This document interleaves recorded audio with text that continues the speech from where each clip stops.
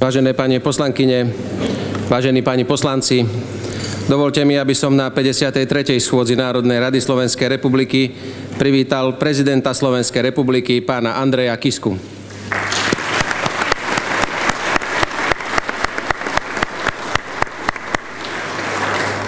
Ďalej mi dovolte privítať členov vlády Slovenskej republiky na čele s predsedom vlády Robertom Ficom.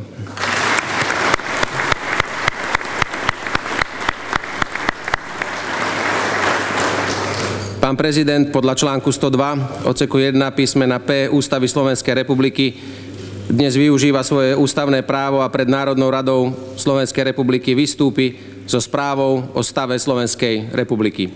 Dávam teraz slovo prezidentovi Slovenskej republiky, pánovi Andrejovi Kiskovi. Nech sa páči, pán prezident, máte slovo.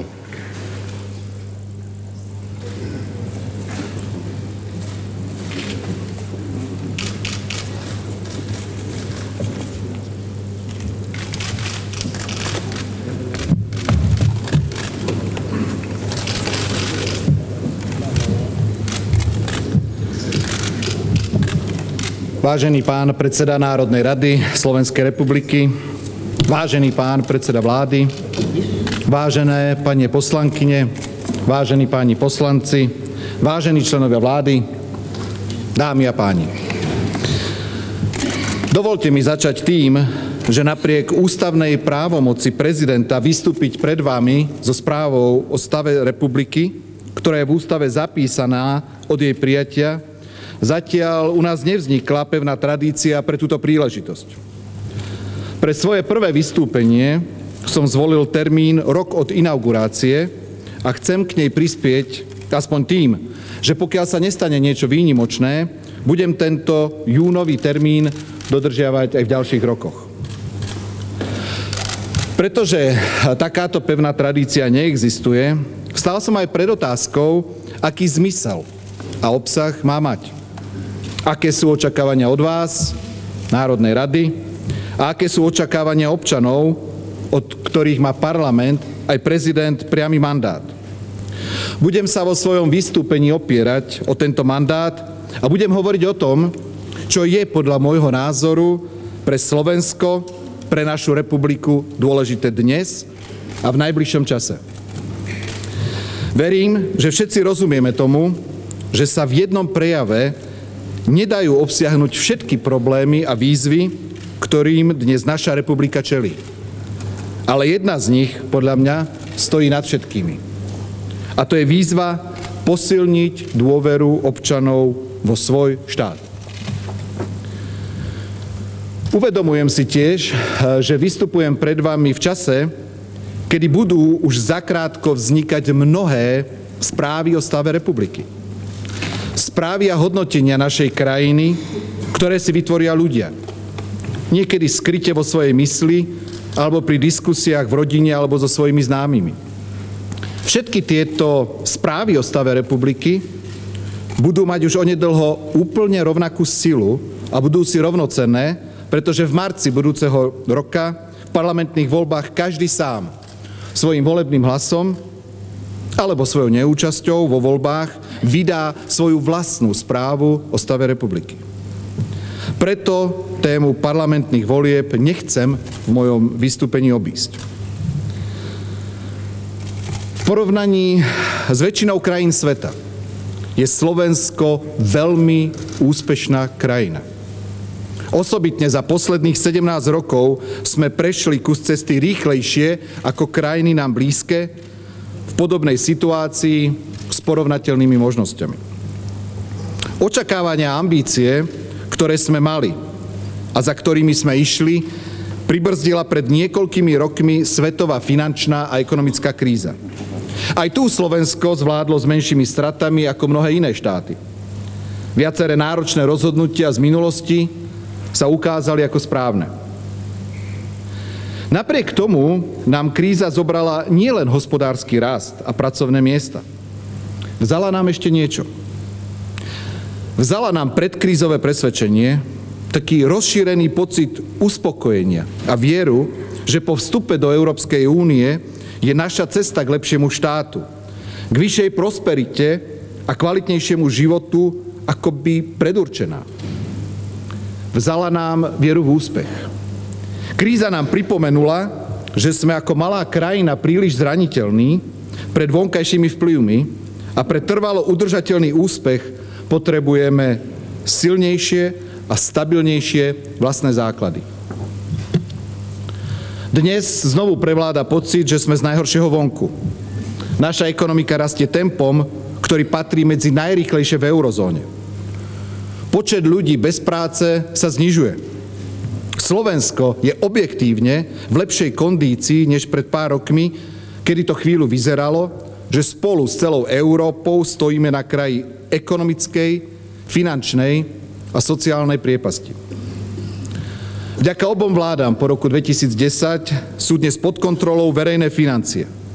Určite aj vďaka prezieravej správnej dohode politikov naprieč celým spektrom na ústavnom zákone o dlhovej brzde. Je to dobrý príklad, aké trváce a pre krajinu užitočné rozhodnutia môžu vzniknúť, keď vznikne dohoda na správnej priorite pre krajinu. Je táto stabilita verejných financií úspechom? Určite áno. Dokonca sa dá povedať, že vy, poslanci Národnej rady a vláda Slovenskej republiky, spolu s parlamentom a vládou v ďalšom funkčnom období máte v rukách jedinečnú šancu urobiť prelomový príspevok pre budúcnosť Slovenska. Môžete nastaviť latku, ktorá sa v budúcnosti bude dať ťažko podliezať. Mám na mysli záväzok súčasnej politickej generácie dosiahnuť do roku 2017 približne vyrovnaný rozpočet verejnej správy. 2 desaťročia každá nová vláda na začiatku funkčného obdobia žiadala občanov o porozumenie. Rozpočtové škrty, takzvané uťahovanie opaskov alebo zvyšovanie daní, to všetko sa vždy dialo v mene ozdravovania verejných financií. Slovníkom ministrov financií, fiškálnej konsolidácii. Vytvorili ste príležitosť onedlho túto kapitolu definitívne uzavrieť a ponúknuť ľuďom viac, než len pravidelnú perspektívu úsporných opatrení v mene znižovania deficitov. Chcem vás požiadať, aby ste túto príležitosť nepustili z rúk. Ako prezident vás ubezpečujem, že na zostávajúcom kuse cesty sa postavím na stranu rozhodnutí, ktoré nás dovedú k tomuto cieľu. Takúto stabilitu, zodpovedné hospodárenie štátu v lepších časoch potrebujeme, aby sme si v týchto lepších časoch vedeli odpovedať na otázku a dohodnúť sa.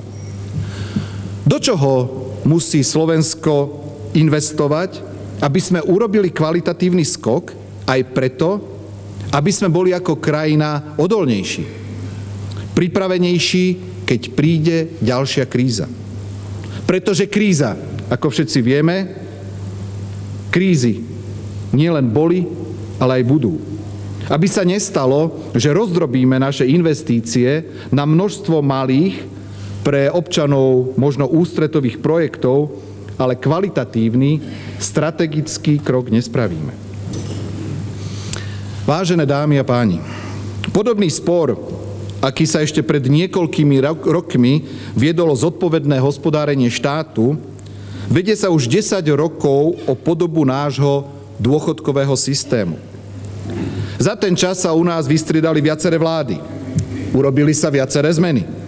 Ale druhý dôchodkový pilier, o ktorý sa tento spor hlavne viedol, zostal zachovaný.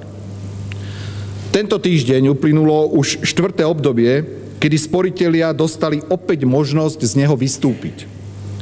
Domnievam sa, že nastal správny čas potvrdiť širokú a pevnú dohodu na podobe nášho dôchodkového systému. Podobne, ako to parlament urobil pred pár rokmi so záväzkom o rozpočtovej zodpovednosti. Dôchodky musia byť spojené s istotou a garanciou systému. Preto by ste urobili veľkú službu občanom Slovenska, keby ste im takúto istotu a predvídateľnosť poskytli.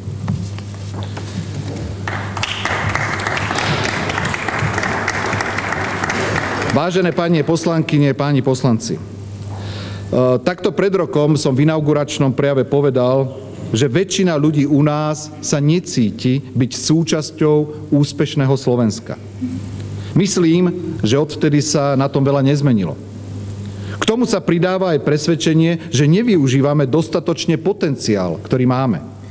Že nevyužívame príležitosti, ktoré nám boli dané, aj ktoré sme vytvorili. Nebýva pravidlom, aby sa zhodovali experti, ktorí analyzujú systémové problémy, a bežní ľudia, ktorí vnímajú krajinu cez svoje každodenné starosti. U nás takáto zhoda na problémoch spoločnosti v skutočnosti existuje.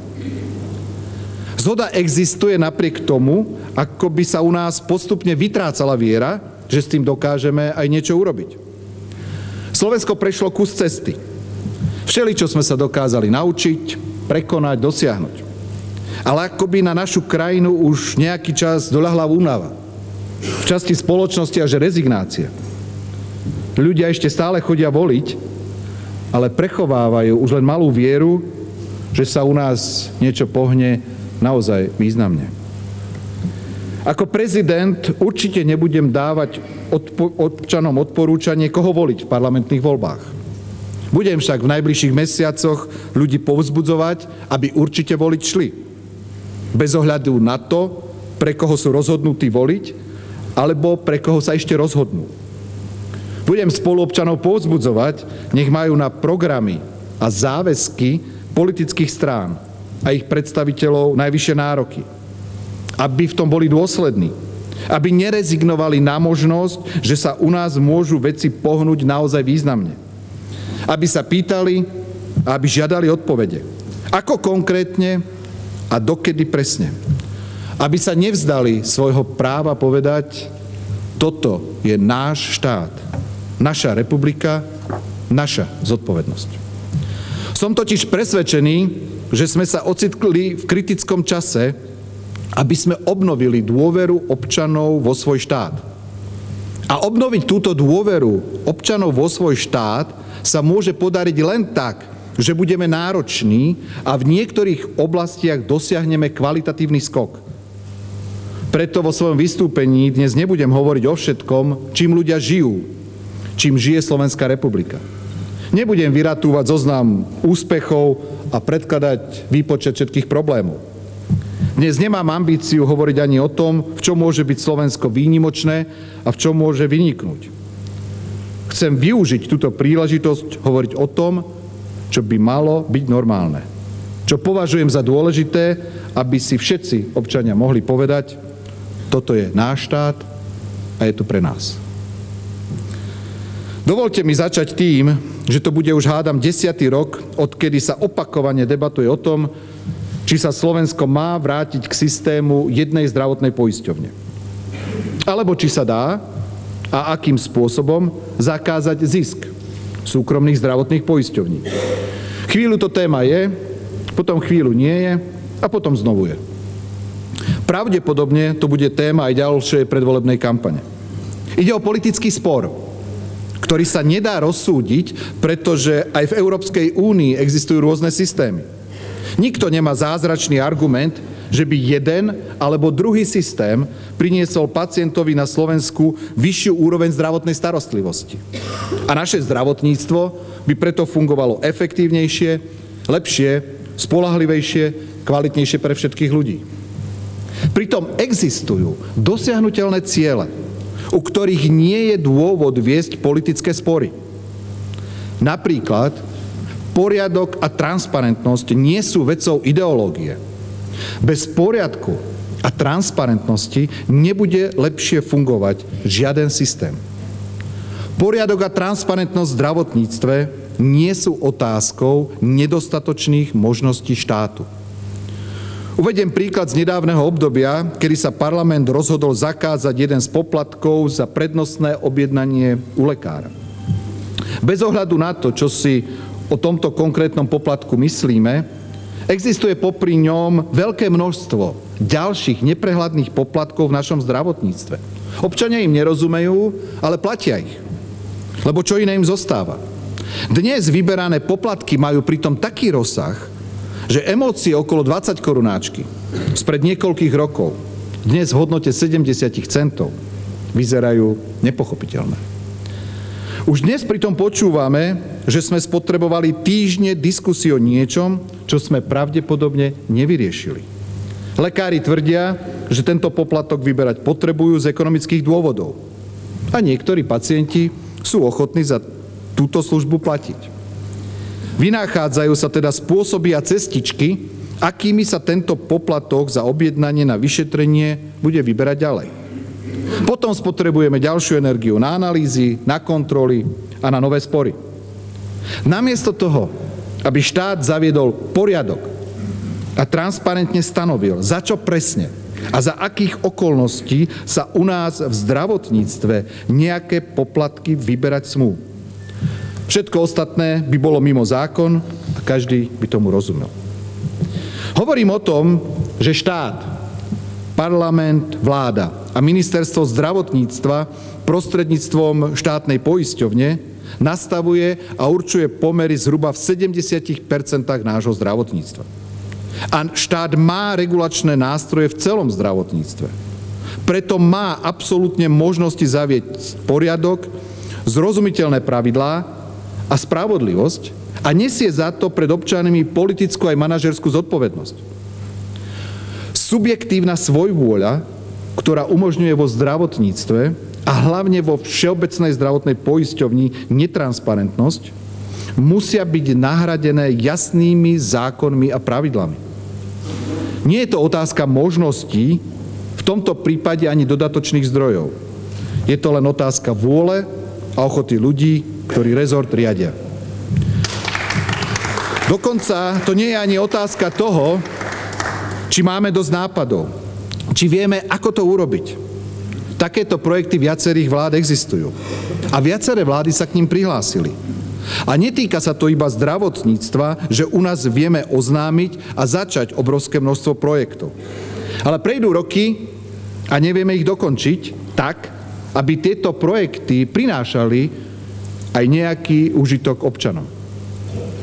Stali sme sa európskymi rekordérmi v dĺžke zavádzania systému DRG, spravodlivej platby za diagnózu, ktorá by priniesla do systému elementárny poriadok, väčšiu transparentnosť aj viac objektívnych, merateľných informácií z našich nemocníc. Je to skutočne akurát na Slovensku tak neprekonateľne technicky náročné? Nemožno sa čudovať, že to potom vyzerá tak, že DRG nedokážeme zaviesť len a len preto, že si to neželajú rôzne lobistické skupiny, ktorým zavedenie poriadku nevyhovuje. Do rovnakej kategórie dlhoročných začatých a nedokončených projektov patrí aj systém e-health, ktorého súčasťou má byť aj elektronická zdravotná karta pacienta. Opakované odkladanie, opakované posúvanie termínov, dokončenia až na obdobie, za ktoré bude znovu niesť zodpovednosť niekto iný, takže znovu neponiesie zodpovednosť nikto. Všetci podpíšeme, že právo na rovnakú základnú zdravotnú starostlivosť by malo byť rovnaké pre každého pacienta. Prečo potom nemáme a prečo sa nestanú dôležitou prioritou normatívne zavedené štandardné diagnostické a liečebné postupy, ktoré sú bežnou normou v iných krajinách? Podľa vyjadrenia mnohých lekárov, spolu s časovými odkladmi odborných vyšetrení a diagnostiky, je to v konečnom dôsledku príčina aj toho najhoršieho. Zbytočných úmrtí našich ľudí. Myslím si, že sa nedá zdôvodniť, prečo štát nedokáže presadiť systém tzv. Benchmarking, alebo ak chcete, systém porovnávania cien, ktorý by vylúčoval pochybnosti o nákupoch zdravotníckej techniky z verejných zdrojov. Alebo prečo sú zmluvy Všeobecnej zdravotnej poisťovne s lekármi, súkromnými laboratóriami a diagnostickými centrami zverejňované v takej forme, že to spĺňa kritéria transparentnosti iba formálne. Ak by kompetentní chceli, toto všetko dokážeme urobiť. Dokázali to urobiť inde, kde nedokázali urobiť mnohé veci, ktoré sme dokázali u nás, na Slovensku. Zopakujem a počiarkujem. Poriadok a transparentnosť v našom zdravotníctve nie je otázkou politického presvedčenia. Je to vec úcty k ľuďom, k zdraviu, k životu, k tomu najcennejšiemu, čo máme. Poriadok a transparentnosť je predpokladom toho, aby sme vedeli, či máme v zdravotníctve dosť zdrojov, len ich nevyužívame efektívne v prospech pacientov. Je to povinnosť štátu voči občanom, aby si mohli povedať, toto je náš štát a je tu pre nás. Vážené dámy, vážení páni, prednedávno ma pozvali na obed a na rozhovor vedenie a študenti a študentky strednej školy na východnom Slovensku. Jedna zo študentiek, maturantka, mi hovorila o svojom zámere ísť na vysokú školu do mesta vzdialeného 200 kilometrov. Keď som sa pýtal, či sa potom plánuje vrátiť domov, povedala áno, ak si tam nájde dobrú prácu. Bolo mi jasné, že tomu veľmi neverí. Jej otec pracuje v zahraničí, rodinu príde domov pozrieť raz za 2 mesiace. Ako dlho takto jej otec pracuje? V rôznych krajinách už 12 rokov. Teda od 6. roku jej života. Riaditeľka školy mi potom priznala, že niektorí študenti majú absenciu kvôli tomu, že sa musia postarať o menších súrodencov. Obaja rodičia pracujú mimo domova a staré mamy bývajú aj choré. S veľkým porozumením registrujem, že vládna strana nedávno oznámila rozhodnutie podporiť regióny s vysokou nezamestnanosťou. A že aj ďalšie politické strany označujú regionálne rozdiely za svoju prioritu. Zatiaľ nepoznáme podrobnosti. Ale považujem to za pokrok a priznanie, že už nemôžeme iba čakať, kým do týchto regiónov raz postavíme poriadnu cestu. A potom, že príde automaticky všetko. Bude trvať roky, kým tie cesty postavíme a ani potom nič nepríde automaticky. Dovtedy sa môže stať, že tieto regióny natrvalo stratia kvalifikovanú pracovnú silu, zuteká z nich ešte viac mladých ľudí a nikdy sa nevrátia. Nesmieme ich ponechať vlastnému osudu. Mnohí ľudia majú oprávnený pocit zabudnutej generácie v zabudnutých regiónoch. Mnohí stratili chuť a energiu bojovať ďalej. Nebude to jednoduché, ani nebude fungovať v každom regióne to isté. Nedá sa vzbudzovať očakávania, že to pôjde rýchlo. Ale sme povinní oživiť vieru ľudí, aby si mohli skutočne na celom Slovensku oprávnene povedať. Toto je náš štát a je tu pre všetkých a v každom kúte Slovenska. Tá mladá dáma, o ktorej som hovoril, má napriek ťažkým pomerom v regióne šťastie. Prešla našim základným a stredným školstvom úspešne, možno sa jej dostane vzdelanie, s ktorým sa uplatní. Nie všetci majú také šťastie. Už do základných škôl nám vstupujú deti, ktoré sa nikdy nedostanú zo začarovaného kruhu zlých sociálnych pomerov a naše školy nie sú pripravené vyrovnať tieto nevýhody. Pedagógovia vysokých škôl hovoria o tom, že k ním prichádzajú stredoškoláci v priemere horšie pripravení ako v minulosti. Na strednej škole povie učiteľ, že svoje nároky na žiakov musel v priebehu 2 desaťročí postupne znížiť o 30%. Pri tomto, ako vyzerá dnes naše školstvo, tak bude naša krajina vyzerať o 10, o 20 rokov. Keď tí, ktorí sú dnes študentmi, začnú pracovať a riadiť našu krajinu. Od zavedenia súčasného systému financovania školstva uplynulo 12 rokov. 7 rokov máme školský zákon, ktorý mal zvýšiť kvalitu a rovnosť prístupu detí k vzdelávaniu. Rozpočet pre základné a stredné školy rastie. Doterajším vládam a parlamentom teda určite nechybala snaha zlepšovať vzdelávanie na Slovensku. Medzi tým generácia detí, pod ktorú sa mali tieto zmeny priaznivo podpísať, už má za sebou 10 rokov povinnej školskej dochádzky. A v medzinárodnom porovnaní, žiaľ, dosahuje v mnohých ohľadoch podpriemerné výsledky. Ukazuje sa tiež, že ak deti pochádzajú zo sociálne slabého prostredia, v škole budú spravidla dosahovať horšie výsledky ako ich spolužiaci s lepším zázemím, čo považujem za zvlášť alarmujúce. Z našich škôl vychádzajú aj študenti, ktorí vyhrávajú medzinárodné olympiády. Máme aj kvalitné stredné odborné školy, ktorých absolventov vyhľadávajú sami zamestnávateľia. Máme aj také vysoké školy alebo fakulty, ktoré poskytujú hodnotné vzdelanie. Ale celkový trend nie je dobrý. Dnes sa chcem osobitne prihovoriť za pozornosť základnému školstvu. Aj preto, že stojí v tieni a neoprávnene. Základnými školami prechádzajú všetky naše deti a čo pokazíme tam, už stredná škola nezachráni. Zdá sa mi, že je to práve základné školstvo, ktoré potrebuje dostať naozaj silný impuls v krátkom čase. Nemusíme vymýšľať nové radikálne ciele, len musíme opustiť predstavu, že deti a svet, v ktorom vyrastajú, sa prispôsobia našim školám. Učitelia by mali dostať viac slobody a podpory, aby sa mohli venovať deťom podľa ich individuálnych potrieb. Zmyslom známkovania a testovania žiakov by nemalo byť každoročné sklamanie, malo by viesť k informáciám, ktoré dokážeme prakticky použiť. Kde a v čom pomôcť konkrétnym žiakom alebo konkrétnym školám. Aby mali všetky deti príležitosť učivo zvládnuť, aby mohli primerane rozvíjať vlastné schopnosti a zručnosti. Aby základné školy motivovali a rozvíjali potenciál nadaných a schopnejších detí a pomáhali tým deťom, ktoré potrebujú podporu. Nemali by sme sa zmieriť s tým, že delenie na dobrých a zlých žiakov sa veľakrát začne hneď ich nástupom do prvej triedy. Dnes sa už systém vzdelávania na základných školách nemôže spoliehať na to, že tí slabší učivo dobehnú doma s rodičmi.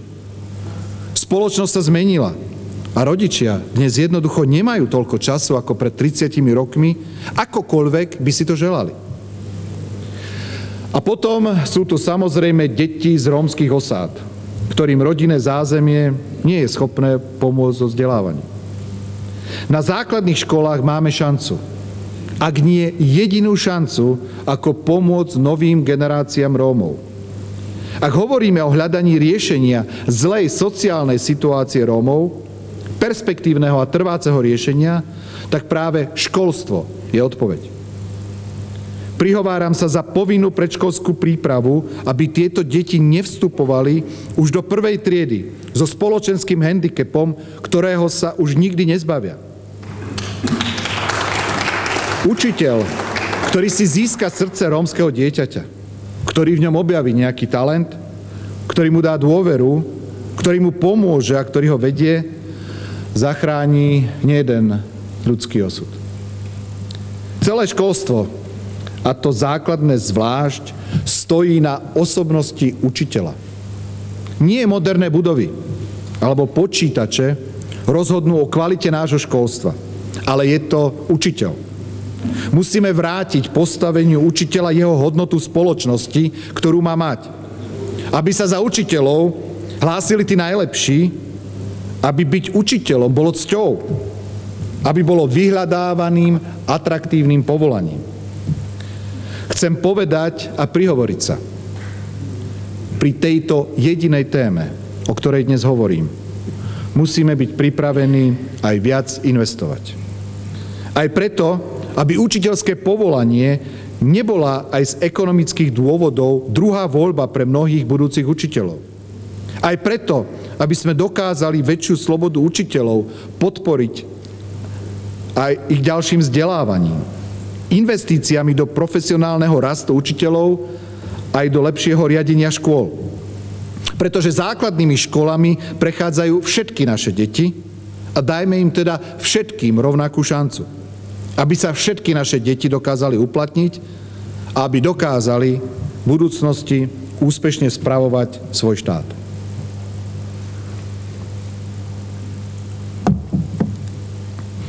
Vážená Národná rada, ak existuje na Slovensku niečo, čo spojí ľudí v nejakom pocite. Bez ohľadu na sociálne postavenie, vek, miesto, kde človek žije, bez ohľadu na politické preferencie, či ľudia volia súčasnú vládu alebo opozíciu, alebo nechodia voliť, je to presvedčenie, že u nás nedokážeme zabezpečiť spravodlivosť. Nedokážeme vynútiť právo pre všetkých občanov. Že peniaze a vplyv hrajú príliš veľkú, ak nie rozhodujúcu úlohu aj tam, kde by mal platiť zákon. Že právny štát nie je právnym štátom pre každého rovnako. Tento pocit pravdepodobne prečí všetky ostatné výčitky. Ľudia dokážu pochopiť mnohé. Zväčša nekladú na štát neprimerané požiadavky. Nemajú nereálne očakávania bez ohľadu na to, či chcú viac štátu alebo chcú menej štátu. Dokážu pochopiť sociálne nerovnosti, ak je ekonomický úspech založený na poctivej práci alebo korektnom podnikaní. Dokážu statočne bojovať s nepriaznivými okolnostiami v rodine, v zamestnaní, ale želajú si povedať, v našej Slovenskej republike sme si pred zákonom všetci rovní. Nie formálne podľa ústavy, ale v reálnom svete, v ktorom žijeme. Počas môjho prvého roku od inaugurácie ide o otázku, na ktorú sa mi najťažšie odpovedá. Keď sa ľudia pýtajú, a čo s tým máme urobiť, aby sme si mohli povedať, že sme si pred zákonom všetci rovní. Príliš často sa stretávajú s diskrimináciou, neoprávneným zvýhodňovaním, uprednostňovaním alebo naopak s krivdami a odstrkovaním. Priveľa ľudí v ich okolí má podobnú skúsenosť, príliš často o tom počujú z médií. Prečo jedna súkromná firma, ako je Váhostav, požíva väčšiu ochranu štátu ako iný? Prečo niekto nesie za oveľa menšiu chybu ťažké následky, keď ľudia schovávajúci sa za schránkové firmy vyzerajú nedotknuteľní? Prečo niekto príde o zamestnanie, o živobytie a niekto iný pokračuje ďalej? A prečo sa už raz konečne s tým nespraví poriadok? Život nebýva vždy spravodlivý, ale ľudia by ľahšie znášali nespravodlivosti, ktoré bežný život prináša aj v najlepšie fungujúcich štátoch. Pokiaľ by videli, že sa štát dokáže vysporiadať aspoň s prípadmi, o ktorých sme počuli a vieme všetci. Prisľúbil som občanom Slovenskej republiky, že sa budem na takéto prípady z minulosti pýtať a že budem žiadať odpovede. Svoj sľub som sa snažil plniť a musím priznať, že odpovede, ktoré by uspokojili občanov, som ani ako prezident nezískal. Za rok výkonu svojej funkcie som nadobudol presvedčenie, že pri najväčších kauzách, ktoré sa dodnes nedostali ani pred súd, ako boli napríklad Gorila, ktorá je stará 9 rokov, emisné zmenky alebo niektoré ďalšie, musí prísť už veľmi rýchlo deň, kedy povieme, tu sú výsledky, skutočné výsledky. Alebo nájdime odvahu povedať občanom priamo, bez okolkov a zrozumiteľne. Prepáčte, nevieme. A vedieť nebudeme, nedokázali sme a nedokážeme zistiť pravdu. Aby sme obnovili dôveru občanov vo vlastný štát, bude lepšie nepokúšať trpezlivosť občanov ospravedlneniami, ktoré sú nedôveryhodné a vyznievajú ako právne kľúčky. A pritom sa tváriť, že veď sa vyšetruje, pracuje. Nájdime odvahu povedať si pravdu, hoci nepríjemnú. Ako sa so zisteniami v kauze Gorila nakladalo pred 9 rokmi a potom celý čas? Kto a ako konal, čo zanedbal?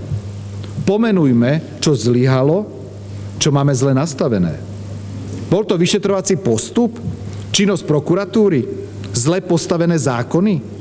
Zdokumentujme teda celý proces, ktorý sa začal pred 9 rokmi a priznajme si na rovinu, čo zlyhalo. A nie len preto, aby sme si čestne priznali chybu a nemohúcnosť, ale aby sme odstránili príčiny, aby sa v budúcnosti takéto nedoriešené kauzy neopakovali.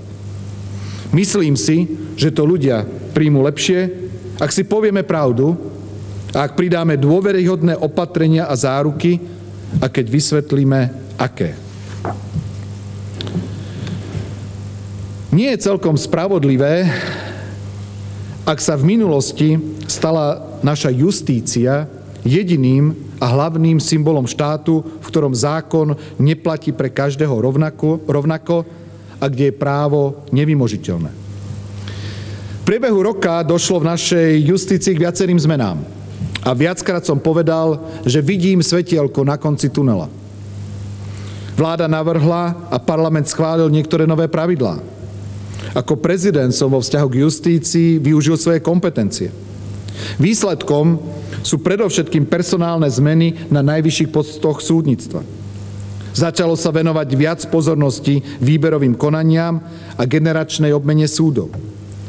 Je toho pravdepodobne viac, ako by sme si vedeli reálne predstaviť pred takým rokom a pol. Ale nie je to dosť. Európska únia označila naše súdy za jedných z najhorších v Únii a bez ďalších systémových zmien sudkyne a sudcovia nebudú patriť k povolaniam, ku ktorým majú občania dôveru, úctu a rešpekt. Musím na tomto mieste hneď aj dodať, a rád by som zdôraznil, že v našej justícii pracuje veľa slušných, poctivých, mravných a aj po odbornej stránke profesionálnych sudcov a súdnych úradníkov. Myslím, že si zaslúžia, aby sme na nich pri našich sťažnostiach na justíciu nezabúdali. Aj aby sme pochopili, že pociťujú ako nespravodlivosť, že povolanie sudcu u nás nemá dobrý zvuk. Zmeny v súdnictve prispeli k lepšej a slobodnejšej atmosfére medzi sudcami, ale tá sa po počiatočnej úľave postupne rozriedila do akéhosi sebauspokojenia. Namiesto silnejšej sebareflexii, ku ktorej mala slobodnejšia atmosféra otvoriť cestu, naďalej prežívame tak, že na všetko zlé a pochybné nájdeme odpoveď: bolo to v súlade so zákonom. A súdnictvo naďalej vykazuje znaky uzavretého systému. Po roku výkonu limitovaných kompetencií, ktoré má prezident voči justícii, musím priznať, že som lepšie pochopil aj prekážky a odpor voči akýmkoľvek zmenám, o ktoré sa pokúšali alebo budú pokúšať ministri spravodlivosti, vlády a parlamenty. Zdá sa, že pocit nedotknuteľnosti a odhodlanie chrániť svoje osobné pozície sú u niektorých sudcov silnejšie ako pokora k výsadnému postaveniu, ktoré majú. Rozhodnutie o výmene členov súdnej rady v právomoci prezidenta, ktoré som urobil, podobne ako to urobila vláda a parlament, je zrazu spochybňované v záujme zachovania si funkcie. Po nástupe do úradu som zistil, aké postupy sa používali a niektorí sudcovia sa tak vyhli zákonnej procedúre návrhu na ich odvolania z funkcie sudcu z dôvodu veku. Bol som informovaný o prípadoch, kedy si niektorí sudcovia dokonca odmietli prevziať rozhodnutie o odvolaní a jednoducho súdili ďalej. Bolo by veľkou chybou, keby sme sa uspokojili, že v justícii došlo v poslednom čase k niektorým zmenám. Bolo by veľkou chybou spoliehať sa na to, že tieto zmeny posunuli výkon justície natoľko, aby sme sa aspoň odrazili od dna v porovnaní s ostatnými krajinami Európskej únie. A bolo by veľkou ilúziou myslieť si, že pred verejnosťou možno obhájiť doterajšie zmeny ako konečný príspevok vymožiteľnosti práva, tohto dlhodobého veľkého problému Slovenska, s osobitne veľkým vplyvom na stav republiky. Myslím, že občania Slovenskej republiky predovšetkým očakávajú, že výkon súdnej moci, aj správa súdnej moci obrátia svoju optiku. Nad formálnym súladom so zákonom musí stáť spravodlivosť. Nad labyrintom zákonov princípy právneho štátu a duch zákonov. Pred rokom o tomto čase bola justícia na prvom mieste správ. Politici, médiá, mimovládne organizácie a veľká časť verejnosti sledovali, či či sa skončí jedna éra našej justície a či dostane šancu nová. Obraciam sa na vás, vážené poslankyne a poslanci, na politické strany, na médiá, na mimovládne organizácie, na verejnosť a osobitne sa obraciam na čestných a poctivých sudcov aj súdnych úradníkov, aby sme všetci pomohli túto novú éru formovať. Aby justícia zostala na vysokom mieste záujmu. Aby sme o nejaký čas nezistili, že sme prepásli možnosť dosiahnuť viac.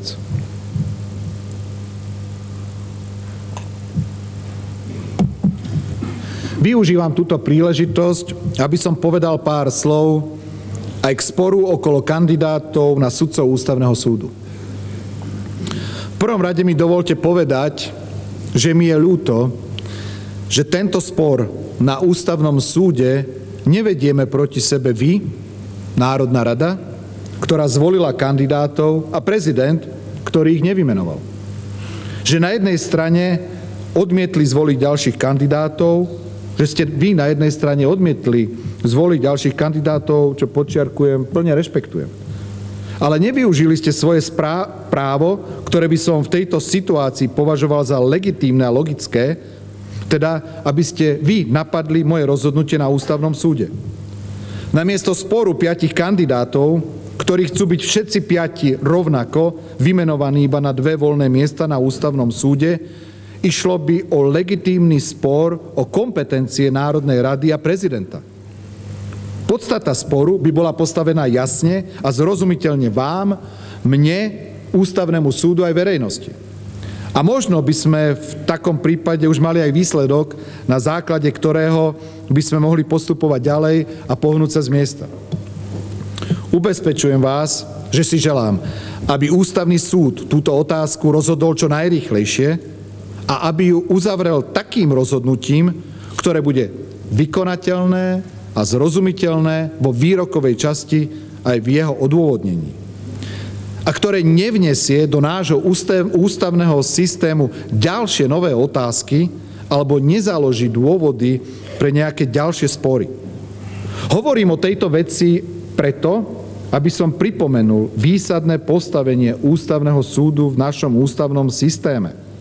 Som presvedčený, že byť sudcom Ústavného súdu nie je práca pre dobrého, alebo možno aj výborného právnika alebo sudcu, ale že je to poslanie. Malo by byť vyhradené len pre tých najlepších z najlepších. A hovorím o tejto veci osobitne preto, lebo ešte v tomto volebnom období budete vyberať ďalšieho kandidáta na sudcu Ústavného súdu. A chcem vás už dnes požiadať, aby bola do tejto pozície nominovaná osobnosť so všeobecne nespochybniteľnou osobnostnou aj profesionálnou autoritou, ktorá už v minulosti prejavila kompetenciu a záujem o ústavné súdnictvo a ktorá bude svojim osobným vkladom prispievať k riadnemu chodu Ústavného súdu. Po ročnom pôsobení vo funkcii prezidenta si uvedomujem ešte viac ako predtým, ako veľmi na tom záleží. Slovensko potrebuje Ústavný súd, ktorý sám bude dodržiavať lehoty, ktorý bude dôležité spory pre celú spoločnosť a štát vybavovať s náležitou pozornosťou a naliehavosťou bez ohľadu na to, kto je účastníkom podania, ktorého odôvodneniam budeme rozumieť, ktorého rozhodovanie nebude rozporné alebo protichodné, ktorého rozhodnutia bez ohľadu na to, v koho prospech alebo neprospech sú, budú vzbudzovať všeobecný rešpekt v odborných kruhoch. A každé jedno rozhodnutie bude zvyšovať vážnosť Ústavného súdu a zabezpečovať jeho autoritu a dôveryhodnosť u občanov. Dámy a páni, nič nie je dané, pokiaľ sa s tým sami nezmierime. Myslím, že toto očakávajú od nás ľudia, ktorí nám dali dôveru.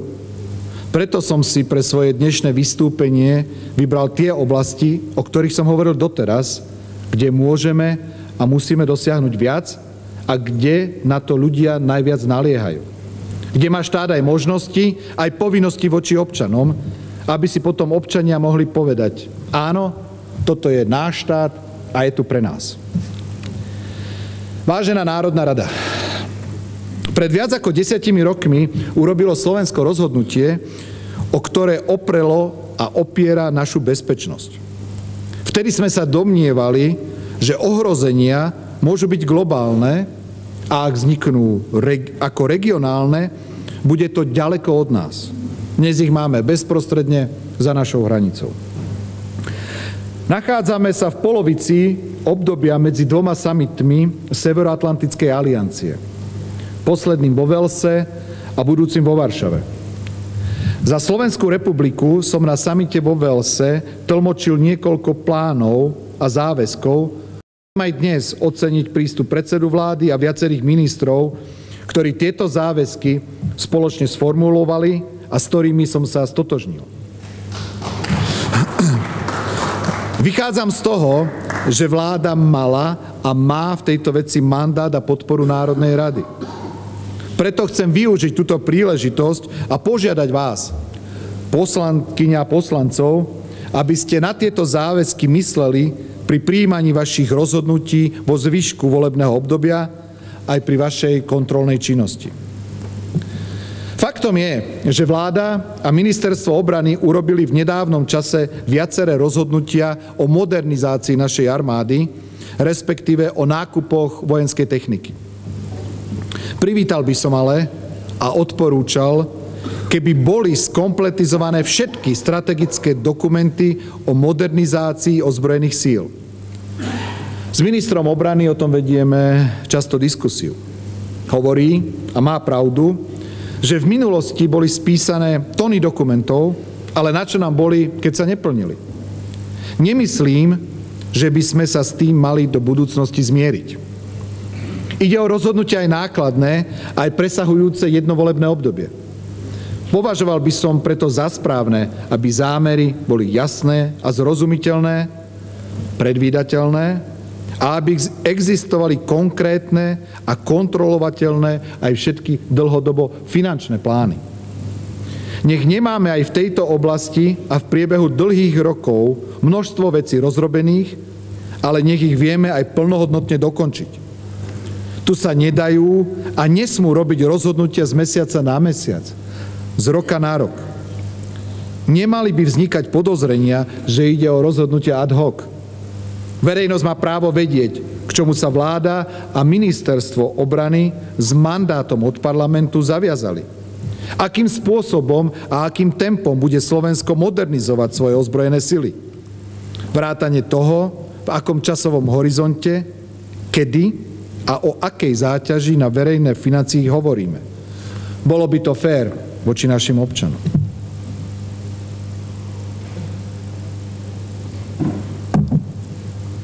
Ako členský štát aliancie si Slovensko v uplynulých rokoch udržiavalo renomé predovšetkým vďaka zahraničným misiám.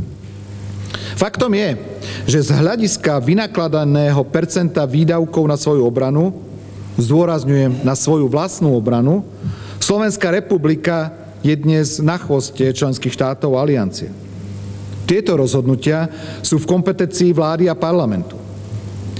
Ale malo by byť vecou nás všetkých, ktorí si ctíme záväzky a bezpečnostné záujmy Slovenskej republiky, aby sme k ním nepristupovali ako k nejakej trpenej záležitosti druhoradého významu. Nie len prezident, minister obrany alebo minister zahraničných vecí, ale všetci ústavní činitelia, politické strany a mnohí ďalší musíme prevziať zodpovednosť, aby sme udržali pochopenie a podporu našich občanov pre bezpečnostné záujmy Slovenska. V lani ubehlo 10 rokov od nášho členstva v Európskej únii. Za ten čas sme boli vystavení v Únii vážnym skúškam súdržnosti, schopnosti aj nevyhnutnosti reagovať. Finančnej a ekonomickej kríze, ohrozeniu a spochybňovaniu našej spoločnej meny. V poslednom roku sa k tomu pridal útok na povojnové usporiadanie a pravidla v Európe bezprostredne za našimi hranicami.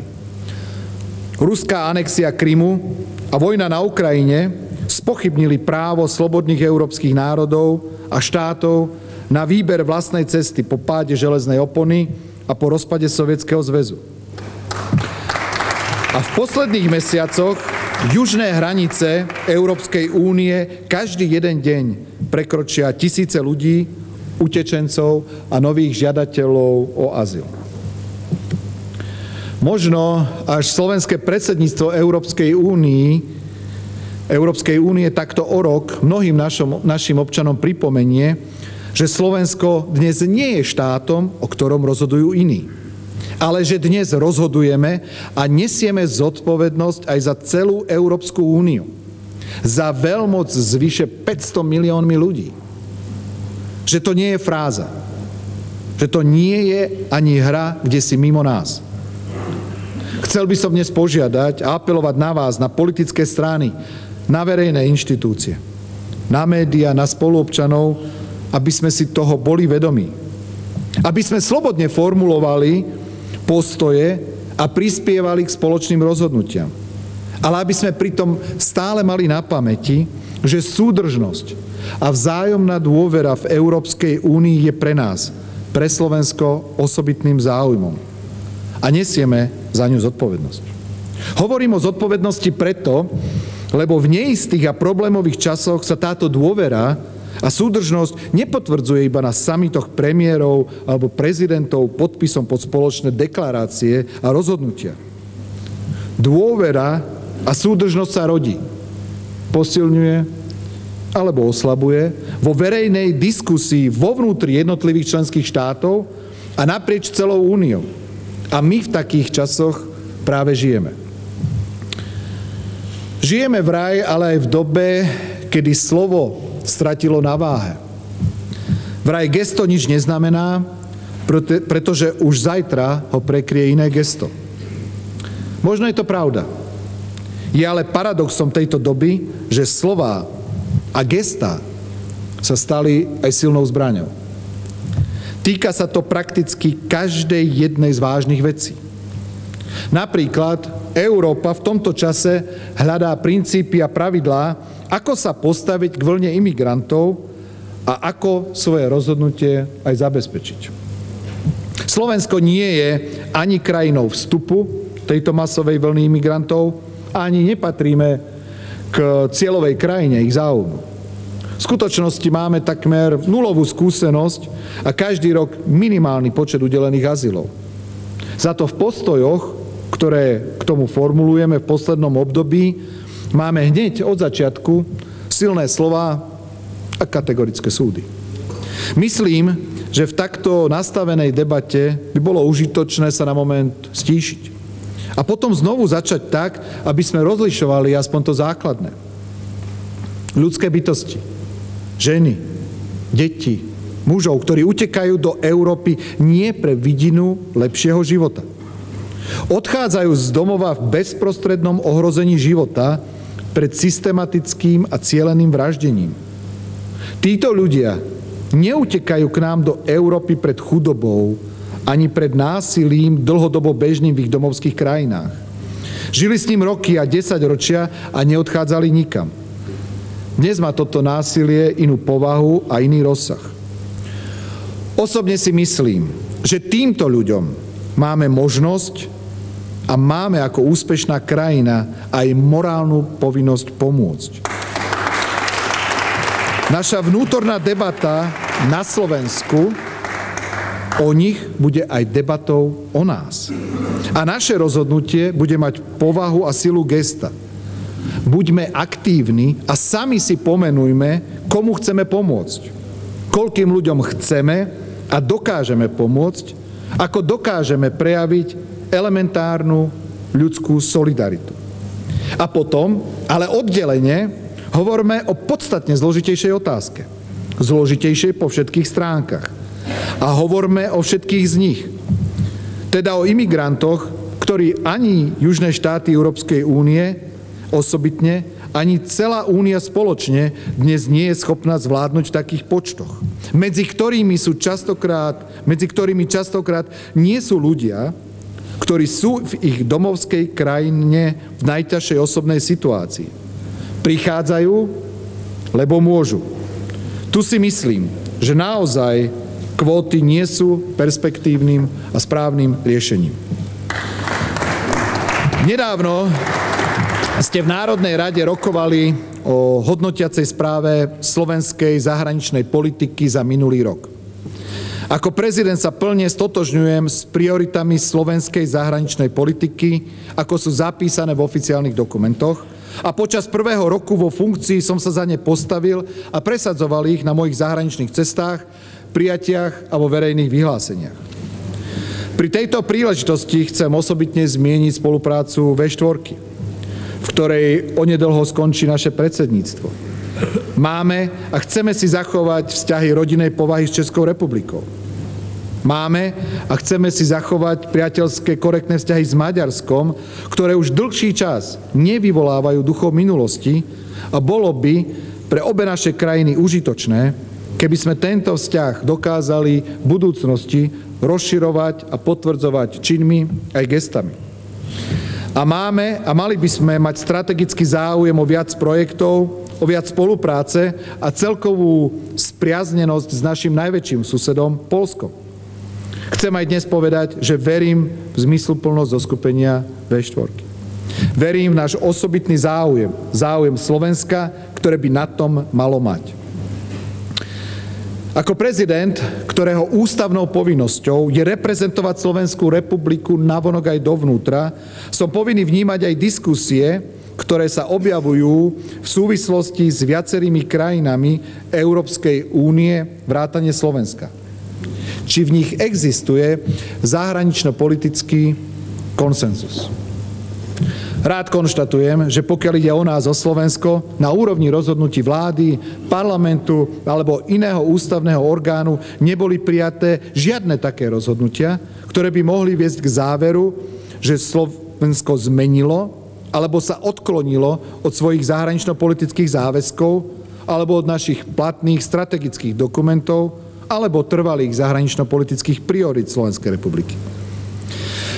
Nie je mojím úmyslom pri dnešnej príležitosti dať príčinu na debaty alebo dokonca spory o jednotlivostiach vo vzťahu k Rusku. Pokiaľ ide o záujmy Slovenska, vrátane napríklad energetických otázok, myslím, že nám všetkým je jasné, že samo Slovensko tam nedokáže samostatne vyrokovať žiadne podstatnejšie jednotlivosti. Na konci dňa budeme voči tejto krajine len takí úspešní, ako dokážeme naše záujmy presadiť vo vnútri Európskej únie a aká efektívna a úspešná bude potom Európska únia voči Rusku. Neisté a problémové časy, ktoré žijeme v Európe, predovšetkým kvôli narušeniu suverenity susednej Ukrajiny, sú testom hraníc pragmatizmu, sú skúškou našej súdržnosti a princípov, na ktorých Európska únia stojí. Vo viacerých krajinách únie, vrátane Slovenska, je súčasťou tejto doby aj zápas o to najpodstatnejšie. O srdcia a úsudok ľudí, či sa dá ešte niekomu veriť. A slová a gestá sa stali silnou zbraňou. Preto aj rozhodnutia Európskej únie v týchto neistých a problémových časoch, prijímané aj so súhlasom Slovenska, budú len také pevné, aké presvedčivé a pevné sú postoje, ktoré ich sprevádzajú. Ako ich dokážeme obhájiť, ako sa za ne dokážeme postaviť tu, u nás doma. Ak niektorá krajina poruší medzinárodné právo, ak na základe svojho rozhodnutia anektuje kus územia iného štátu a jej vojaci operujú na území inej krajiny bez jej súhlasu, neexistuje žiadne ale. Vážená Národná rada Slovenskej republiky, na úvod môjho vystúpenia som hovoril o tom, že Slovensko dokáže byť úspešné. Vieme dosiahnuť aj náročné ciele, keď sa na nich dohodneme a berieme ich vážne. Vieme pohnúť veci, keď sa rozhodneme. Dokážeme veľa, keď chceme. A k tomu by som vás chcel povzbudiť. K tomu chcem dnes povzbudiť spoluobčanov a budem tak robiť v nasledujúcich mesiacoch pred parlamentnými voľbami. Buďme dôslední v tom, čo chceme. Hovorme si pravdu, v čom má Slovensko naviac. A buďme nároční, aby sme si mohli o rok povedať, že sme sa posunuli o krok vpred. Aby si ľudia mohli povedať, toto je náš štát, naša republika, naša zodpovednosť. Ďakujem, že ste si ma vypočuli.